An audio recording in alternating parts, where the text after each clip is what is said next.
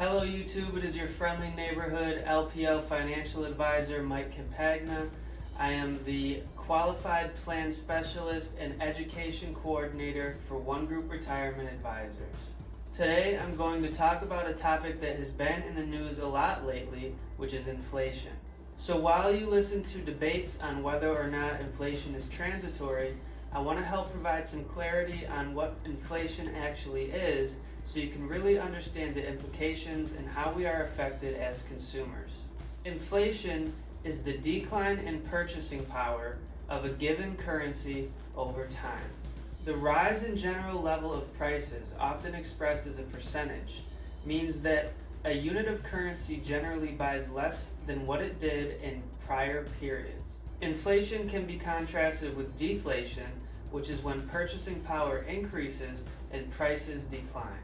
While it is easy to measure price changes of an individual product over time, human needs extend far beyond just one or two things.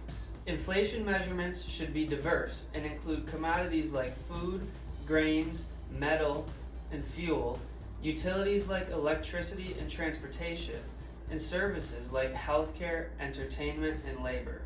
What inflation aims to do is measure the overall impact of price changes for a set of products and services over time. This creates a measure to quantify the increase in the price level of goods and services in that period of time.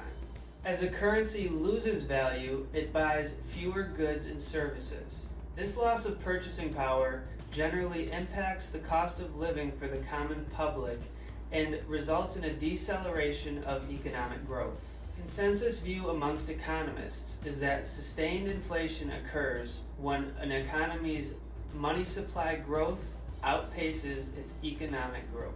An increase in money supply is the root of inflation, but this can pan out through multiple different mechanisms in an economy.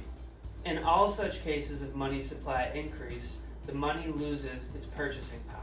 Mechanisms of how this drives inflation can be classified into three types: demand pull inflation, cost push inflation, and built-in inflation. I can talk through the nitty-gritty of these in another video, so please leave a comment if that would be something that you'd like to see.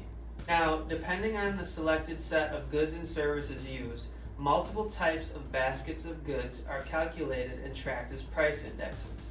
The most commonly used price indexes are the Consumer Price Index and the Wholesale Price Index.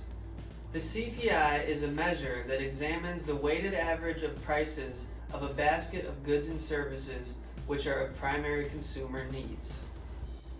Changes in the CPI are used to assess price changes in the cost of living. This makes it one of the most frequently used indexes to calculate periods of inflation or deflation. In the US, the Bureau of Labor Statistics calculates the CPI on a monthly basis and has done so ever since 1913. The WPI is another popular measure of inflation, which measures and tracks the changes in the price of goods in the stages before the retail level. While WPI items vary from one country to another, they mostly include items at the producer or wholesale level. For example, it includes cotton prices for raw cotton, cotton yarn, cotton gray goods, and cotton clothing. Although many countries and organizations use WPI, many other countries, including the US, use a similar variant called the Producer Price Index. The Producer Price Index is a family of indexes that measures the average change in selling prices received by domestic producers of intermediate goods and services over time. The PPI measures price changes from the perspective of the seller and differs from the CPI, which measures price changes from the perspective of the buyer. High and variable rates of inflation can impose major costs on an economy. Businesses, workers, and consumers must all account for the general rise in prices in their buying, selling, and planning. This introduces another source of uncertainty into the economy because people may guess wrong about the future rate of inflation.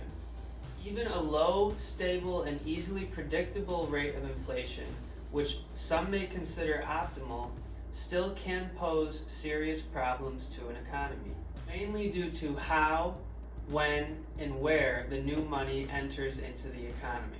Whenever new money or credit enters the economy, it is always into the hands of specific individuals or business firms. The process of price level adjustment to the new money supply then begins to adjust as this money trades hands from person to person and account to account.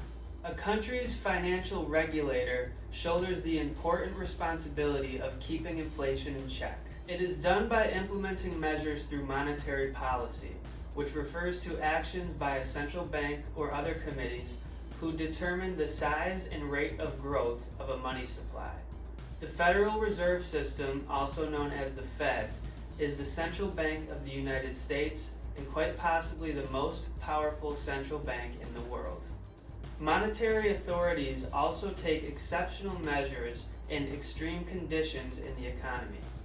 For instance, after the 2008 financial crisis, the Fed kept interest rates near zero and initiated a bond buying program called quantitative easing.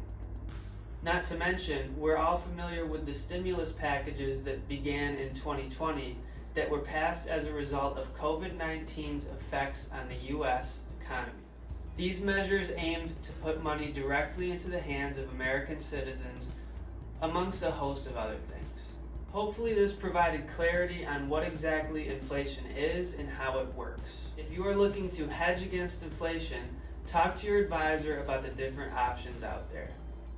There is no perfect solution, but history can help us to determine which assets are more likely to do well in environments of inflation.